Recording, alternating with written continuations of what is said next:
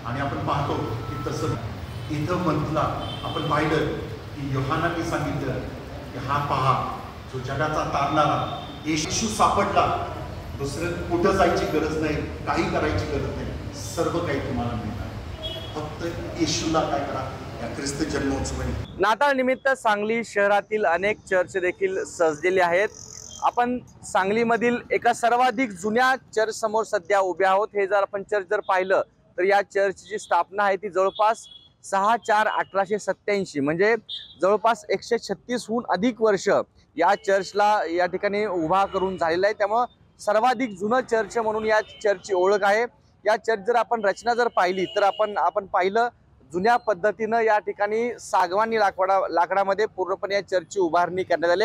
आपल्यासोबत या चर्चचे चेअरमन आहेत, आपल्यासोबत प्रोग्राम कमिटी मेन जे सदस्य आहेत।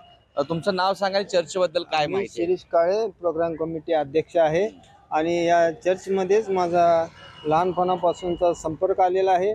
आणि हे चर्च 6/4/1887 पासून या ठिकाणी स्थापन झालेलं आहे। आणि हे चर्च दगडी बांधकामामध्ये असून पूर्णतः सागवानी लाकडामध्ये ते वरचं रूपकाम केलेलं आहे।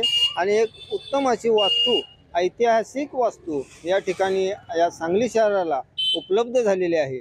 आणि खरोखर याचा अभिमान हा एक ख्रिस्ती म्हणून मला देखील आहे। आज नाताळ साजरा करत असताना, येशूच्या जन्माचा उत्सव साजरा करत असताना आज खरोखर आम्हाला आनंद होतो।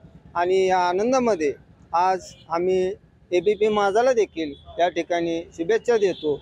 आणि प्रार्थना काय कार्यक्रम होता? या ठिकाणी ख्रिसमस निमित्त येशूच्या जन्माबद्दल जे काही, येशूचा जन्म कशासाठी झाला, ज्या पापी लोकांना तारण्यासाठी झाला, यासाठी येशूने जन्म घेतला आणि त्यापासून आपल्याला तारण प्राप्ती व्हावी ही अपेक्षा धरून येशूने देखील आपल्या आयुष्यामध्ये 30 वर्षानंतर 3.5 वर्ष त्यांनी काम करून स्वतःचं बलिदान देऊन या पापी लोकांना तारण्यासाठी आपला वधस्तंभ त्यांनी स्वीकारला। आणि त्यातून तुम्हाला आणि मला पाप क्षमा मिळावी या दृष्टिकोनातून त्यांनी आपलं प्राण दिला आणि पुनरुत्थित झाला। आणि त्यातून आम्हाला तुम्हाला नवजीवन प्राप्त झालेलं आहे। तर हे अशा पद्धतीनं सांगली शहरातील सर्वाधिक जुनं चर्च आहे। या चर्चची जी ओळख, जी दगडी बांधकाम आणि सागवानी लाकडामध्ये या चर्चची उभारणी केली आणि आजही जवळपास गेल्या 136 वर्षापासून या ठिकाणी प्रार्थना आणि अनेक कार्यक्रम होतात आणि आजही हे चर्च दिमाखात उभं असलेलं आपल्याला दिसून येत आहे। कॅमेरा पर्सन योगेश सोबत कुलदीप माने, ABP माझा, सांगली। ABP माझा, उघडा डोळे बघा नीट।